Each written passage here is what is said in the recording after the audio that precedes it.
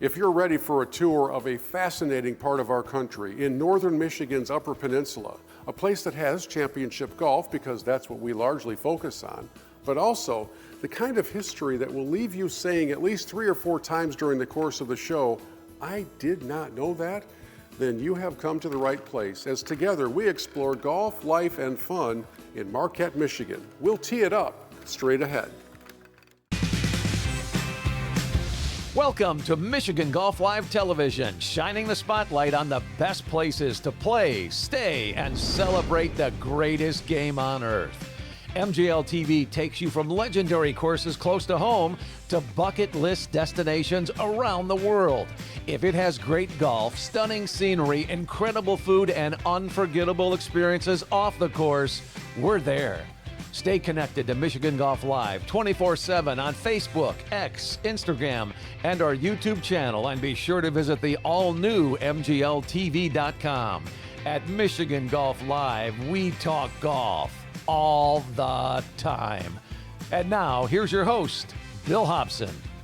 Hello, friends, and welcome to the top of the world. Bill Hobson here, and I am thrilled to have you with us today for a very special edition of our program, which, yes, is primarily about golf, but in this case, it's about so much more than that. In the moments ahead, we will visit 3 incredible golf courses in the Marquette, Michigan area, this beautiful slice of Michigan's Upper Peninsula, and we will take you on a journey off the golf course to explore the beauty, the history, and some of the other aspects of life here in this region that you can soak in. And I think by the time we're done with the program, you will have said a number of times, "I had no idea that was happening." And the other thing you'll say is, "I have got to get to Marquette." That's the point of the exercise. So let's get things started on our first featured golf course over at Marquette Golf Club on the Heritage Course. Our first featured course brings us to a familiar destination, that is Marquette Country Club, because there are 2 courses here. One of them is the world famous Greywalls, and we'll see that a little bit later in the program. But first, we celebrate a centennial, the 100th year anniversary of the Heritage Course here. And Mark Gilmore, who has been here forever, not all 100 years. Pretty close. is the face of golf here in Marquette, and one of the nicest guys you'll ever meet. He's going to be my co-host here for the Heritage Course and also up at Greywalls. So 100 years, what does that mean to you as somebody who's been a Marquette lifer? Just to see this place grow from 9 holes. 1926 was designed for 18 holes originally. They could only afford 9 holes at that time. We built another 9 in 1960s, and then we did the Greywalls course in 2006. So we're done expanding, but I think we've grown to the point now that we're looking at new facilities, and so it just keeps getting better and better. And it took 100 years for us to get us here, but we're flourishing as a club. You sure are. So as we talk about this Heritage Course, often overlooked by guests who are coming in for Greywalls, how do you describe that course? It's kind of a unique fit, I guess, because we have this old classic 6,300 yard course from the 1920s, amazing green complexes, and then we built this amazing 2006 design by Mike DeVries that is world class in its own right, but a modern kind of fit to it. So we have 2 eras of golf, and it's whatever one you want to play, and they're both incredible golf courses, and I think that's really why we have so many members, because I mean you can enjoy both worlds and just have a blast out here playing golf. Step on the first tee of the Heritage Course, and it has that feel of a traditional design, the old country club feel to it. It's a walkable course. It's beautiful, and then we get to the greens, which are an entirely different set of challenges. Oh boy. Yep, and William Langford and his contractor Theodore Moreau, they were known for their green complexes, and that is the defense out here. I mean, it's 6,300, so it's not overwhelming off the tee. It's pretty generous off the tee. You can miss it and spray it, but once you get on the green, you have to hit it really quite close to score well out here. So, and that's what makes it a lot of fun. You don't have to be as precise maybe as you would on the Greywalls course, but it's just as precise on the greens because they're deadly out here too. We would drive around the course together, and you would say, well, this hole I really like, and this hole I really like. Do you allow yourself a favorite hole on the Heritage? No, I don't. So we were talking earlier, there's not a golf course I don't like. There's not a hole I don't like. I mean, they're just all fit, And just to be on this property with 36 holes like we have, I mean, what a treat for me. You get guests from around the country who come here primarily for Greywalls, and then they stick around and play the Heritage. What are they saying after they finish a Heritage round? It's kind of the wind down. Usually they play Greywalls first, and later in the day the Heritage. You know, just kind of that fun 18. You know, they got the great what they came here for, the Greywalls, and then they play out here, and they're amazed at this golf course. They didn't understand how really good this Heritage course is, how well it's designed, and how well it's maintained by our superintendent. And here on the Heritage course at Marquette Country Club, that is Craig Moore and his great team. How do you describe this 100-year-old course? Well, you know, it's historically significant. Architects William Langford and Theodore Moreau were chosen back in the early 1920s to do this place. They started talking to him in actually 1919, and you know, they wanted to build the best course in the Northwest, because this was still the Northwest back then, and that's what they were seeking out to do. So they were talking to some big names. They ended up settling on Langford Moreau, and they came in, designed 18, and they built 9 at the time. So strategic, big bold greens that play small but are massive, and you got to get the right angle, and you got to get the right shot to get into them to have a successful 2-putt. When you say there's a big bold green that plays small, you're not kidding, because if you're in the wrong zip code on the green, you might as well have missed the green. Exactly. Yeah, the 2-putt is not a guarantee if you miss hitting into the green. So that's a lot of the defense is around the greens. So this course has such a different feel than the one we will see later in the program, being Greywalls. This is traditional. This is the country club setting, but with those architects involved, there's more to it than that. It's not just every other round you've ever played. How is this place different? Well, it was this course that got me hooked here. It was, before Greywalls, we were building Greywalls in the process. And when I came out here and first saw this place, I was blown away by what they had. 9 of the holes. And then, in the 60s, they put in another 9. A gentleman by the name of David Gill did those 9. But it was those 9 holes that really just hooked me to this place. So when you're describing it to somebody who's never been here, they're coming to Marquette perhaps to play Greywalls, but then they discover, hey, wait a minute, there's another course there. What's your description? You got to go play the Heritage. I tell them, I said it's the architecture is phenomenal, the greens are amazing, and the land is perfect for walking. From the Heritage course, we come downtown to grab a bite to eat in a really cool spot called Bodega. The spot belongs to a lady who by day is a teacher, and by other days is a restaurateur, Libby Nelson. Bodega. What does it mean, and what's it like in here? Bodega is a neighborhood gathering place where we offer a little bit of everything. So breakfast, lunch, and dinner. You can come in and get some great merch, have a good conversation, converse and commune with the people you come in with, and no screens here, on the walls. So that's intentional, so that people can engage with each other, with the food, with the drink, and we believe that food, art, and music are universal languages that bring people together. And I noticed that you make it a very clear point that we're making everything here from scratch. You're not coming in to have something that's microwaved. We're working on it in the kitchen. Yeah, real humans making food from scratch, where we try to source everything that we can locally. And of course, here in the UP, that's seasonal. So we just want to honor where the food comes from, and honor that you've chosen to dine here, spend your hard-earned money, and you're taking your health into account too. So we have some indulgent dishes, but they are made with quality ingredients and with love.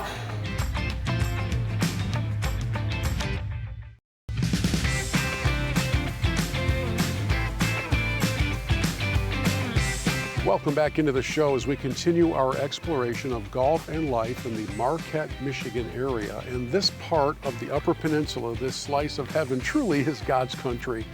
And the entire region connects directly into the history of shipping, the mining of iron and copper, and so many other things that were sent from Marquette all across the nation help form the fabric of this community.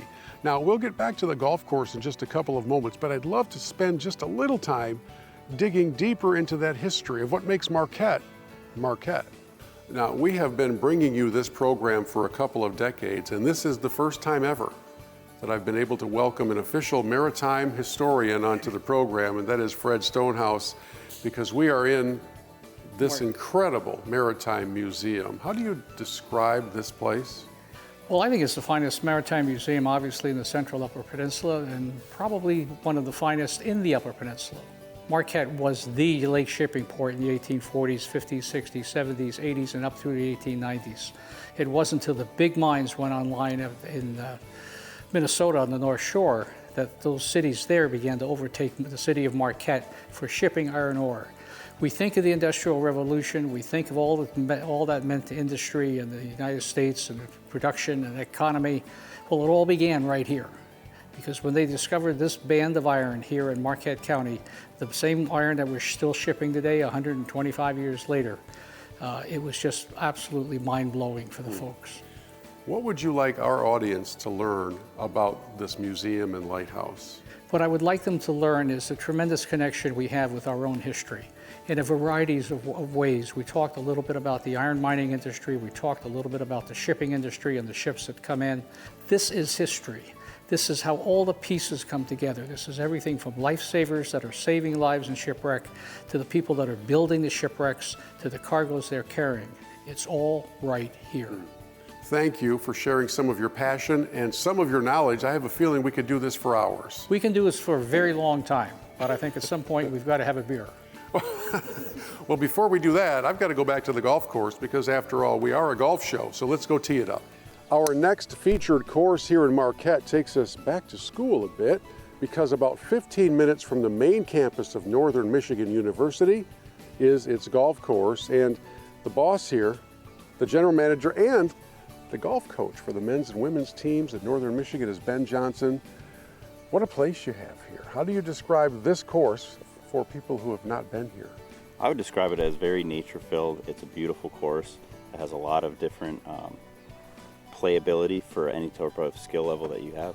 We are truly out here in nature. There's no interruptions, there's nothing to distract you, but it's a tight course and it's one that's going to demand accuracy. Correct, yeah. If you're not straight off the tee on this course, you can get in some trouble quick. So when you're giving advice right off the first tee, what are you advising new players? Because it's not always grab driver, even though I tried that theory. It's not always grab driver here. Correct, yeah. It's definitely not grip it and rip it. You got to be smart. There's a lot of shorter par fours where it calls for maybe an iron or a 3-wood off the tee just to play it smart and then, kind of take your medicine and play from there. As we got going through the front nine, I'm noticing this theme where you're required to move your ball a little bit, left to right, right to left. It's not all just straight down the middle. So there's a lot of creativity here. Yeah, definitely. You have to be able to shape it off the tee. Like I said, if you're able to kind of work it and be smart with what you choose to hit off the tee, then you're able to hit some shots that are rewarding rather than trying to bang driver and go through a hole and you're in the woods, or if you can't move it around, then you could get in trouble quick. I kind of always joke with people here that this is a course that if you hit one in the woods and you go to look for it, you might not find it, but you might come out with 3 other ones. And this isn't a terribly long course. Nope. This is one that kind of brings everybody into the competition as long as you can keep it in play. Exactly, yeah. It's definitely a shorter course, but like we were talking about, if you're able to hit it straight off the tee, then you can make some low scores, but you can also make some high scores if you're not straight. We make our way up to the greens. They're in fantastic condition. I know we're going to talk with your superintendent here in just a couple of moments. And you were telling me during our round that your favorite hole out here is? Number 11. Why? Because I like that you have to be smart off the tee. I usually hit about a 4-iron, and then the view of the green from up above a little bit down to the green is just really beautiful, and I think it makes for a really nice par 4. Now, while Ben Johnson is busy coaching the golf team and managing the golf course and giving lessons, we have a great and talented and dedicated team led by Mike Osier, who is the superintendent here, that helps prepare the playing surface that you've been seeing throughout this feature. Job well done, my man. And for people who haven't been here, what's your description of this course? I think it's just a really great playable course. You know, it's well suited to all styles of golfers. We try to keep the surfaces firm and fast. We like the greens to be a reasonable speed, not too fast, not too slow. Here we are on a perfectly sun-filled day, which is common, But what's not common is to have zero wind this close to Lake Superior. How rare is this kind of a perfect day? It's super rare to get no wind around here. I think, you know, it really factors into the way you play the golf course. And so a wind-free day certainly enables people to kind of go low and, you know, really aim for those pins. If only we could hit it where we're aiming. Good stuff. Thank you so much for the hard work you and your team put in out here. It's wonderful. We really love it here at the Northern Michigan University course. And we will head away from here now and go. Can I help Bill, you? yeah, we wanted to give you a doctorate here at Northern, Finally. but we saw your GPA and it's just not up to our standard here. I've heard that a few times. We will we'll make you an honorary Wildcat for the day. Oh, thank you very much. So no doctorate. No doctorate, unfortunately. But I get to be kind of on the team? Not quite that either, but you can be a Wildcat for the day. I'll take what I can get, folks. And make sure when you come to Marquette that you tee it up here at the Northern Michigan University course. We are now going to head back downtown as we continue our exploration of golf and life in Marquette. And I'll celebrate being on the team. Not quite. Not quite on the team. Listen, I am overwhelmed by the history of this area in Marquette, and I don't really have the ability to wrap my head around everything that's taken place over the years with the shipping and the ore and the copper and the iron. And so we came into this very cool place that has all of the history represented in these great black and white photos from centuries ago. So Stacy, this is your place. It's a kind of a combination shop, right? You're doing some framing here and we have the photos here. The official name. Yes, the business here is called Art of Framing, and it's been in business since 1982. So these historic photos that are owned by Superior View Historic Photos, one man, his name's Jack Dio, has been collecting the negatives and slides for these for like 50 years. And he's just been making prints out of them and keeping history alive. There are thousands and thousands of these pictures that take us through the history of Marquette and really all of up north Michigan. What's your favorite part of this collection? First of all, because they're categorized perfectly by towns on this side, and then categorized by like logging and mining and just all depicting life in the UP, seeing all the history and the way people dressed and acted, and you just kind of feel it in each picture. Thanks for letting us invade. You're welcome. Thanks for putting me on the spot. You know how when you visit a new place, there's a restaurant that everybody says you gotta go there? This is that place. It's called Iron Bay Restaurant and Drinkery. This is Maddie O'Donnell, and she manages this very busy place, which is why we stepped outside. What's happening inside that building? Oh, we're in peak dinner hour right now. It's bustling in there, that's for sure, and we're trying to serve people a good meal right on the lake here. It's a gathering spot, pretty much for everybody, right? Yes. What are the big sellers on that menu? Oh, well, we try to serve as much fresh whitefish as we can. We roll a dolly down to Phil's whitefish house right down at the water there every day to pick up fresh fish. So that's important to us, putting out things that are as fresh as we can and using local ingredients whenever is possible. And you know, you can't go wrong with a classic burger or crispy chicken sandwich, which we do as well. And I think right now, you know, we're the closest that you can get to the water and have a full service bar and restaurant in town right now. And we take that very seriously and try to provide people a vibrant and fun experience. As soon as Maddie said goat cheese cheesecake, I knew that's what I was gonna have to try because I've never had that before. I do find it somewhat humorous that they brought extra spoons as if I'm going to share. Let's see how this goes.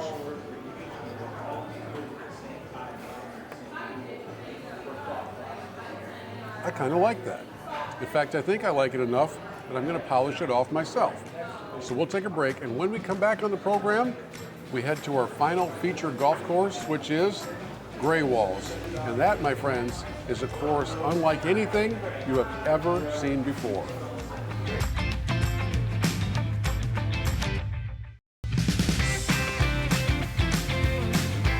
Hey, welcome back into the show as we continue our exploration of golf and life in the Marquette, Michigan area. So much of this region revolves around the shoreline, around the water, and around the heritage of the region, including the Iron Ore Heritage Trail. And as timing and luck would have it, here's the man in charge of the trail now. It's Bob Hendrickson. How are you? Thank you. I just happened to be riding a bike and came upon a man wearing a microphone. Tell us about this trail, 47 miles of trail? Yeah, so it's the Iron Ore Heritage Trail. It's a pure Michigan trail. The total length of it is 47 miles. Starts in Republic, Michigan, and works its way all the way out to Harvey. It ends at Cabogam Road at this time, and we're working on a 4.3 mile extension out to Langford land this summer. And does all of it hug the shoreline? No, a lot of it goes inland. What it does is it goes up into the Iron Country, up to the original mine areas, and it really documents the progression of the iron ore from the mines down to the shore. Along the way, there's over 50 interpretive panels that people can read to get more idea of what the history of the things are about, not only the iron industry, but the geology and the people that made it happen. And we head downtown to explore more of what Marquette has to offer, and to help us do that is Randy Larson, who is a part of the board of Travel Marquette. Correct. And a business owner in the area, and somebody who knows how special this place is, especially during golf season. Oh, it's just a wonderful place to be. There are 5 courses in Marquette County that you can play, and they're all open to the public, and they're all in great shape right now. Now is the time to get to Marquette. What's behind us? Sure, right behind us we have our iconic ore dock. This is where all of the iron ore used to be shipped out of Marquette in the early days. And it was a huge economic factor and economic driver. And now it's a tourist attraction. And people come from all over to see it. And there's nothing quite like standing on the end there and watching the sunrise through the ore dock. We've been talking about it throughout the entire program, and now we are finally here. Welcome to Greywalls.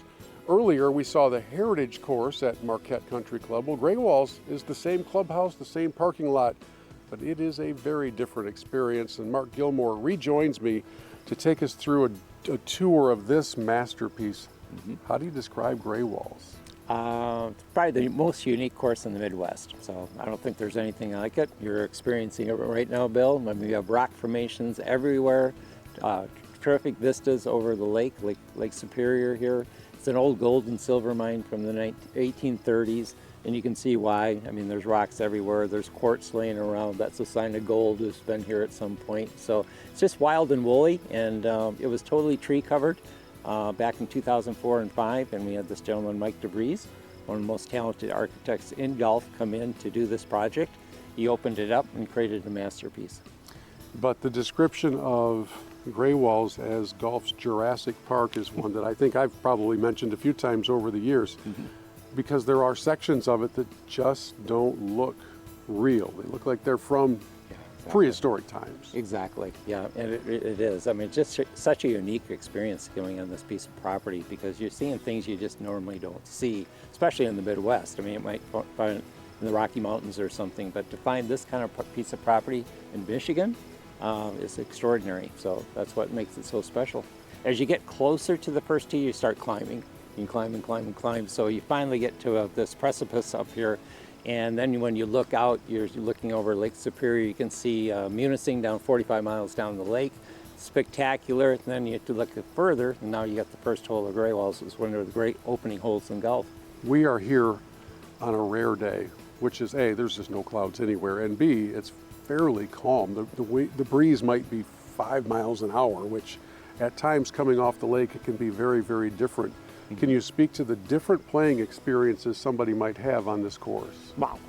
Yeah, every day, even during the day. I think we've been out here a couple hours now, and it's already starting to change, and this is a beautiful day. So there are dramatic changes in the weather out here, the wind directions, and how hard and how soft it might be off the lake. If it's out of the south, you have a totally different experience and a lot warmer experience, but that's kind of what makes it. You never, and the course kind of dictates that itself too.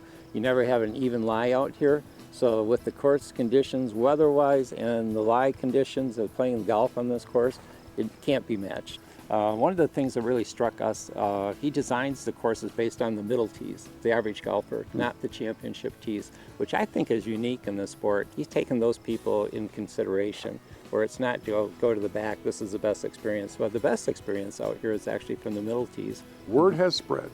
Greywalls is a destination course, so as we celebrate all that's going on around Marquette, for golfers, this one is a must play. Absolutely. It's humbling, you know, how many people actually make it to Marquette to play this golf course. It's exciting for us. It's exciting for people to come up here and see their expressions. When they go out, they don't know what they're experiencing. When they come back in, they're all smiles. I mean, that's really a tribute to what we have on the Greywalls course. And it's exhilarating to us day to day because it makes us go back to the first experience we had when we saw Greywalls too. It's a lot of fun. And now the invitation is yours. Come tee it up on the Heritage course at Northern Michigan University on Greywalls and soak in all that this stunning part of our world has to offer in Marquette, Michigan. It's going to take me a while to climb back down from here, so I'll get started on that, and we'll see you next time as we continue showcasing golf, life, and fun all across this awesome country.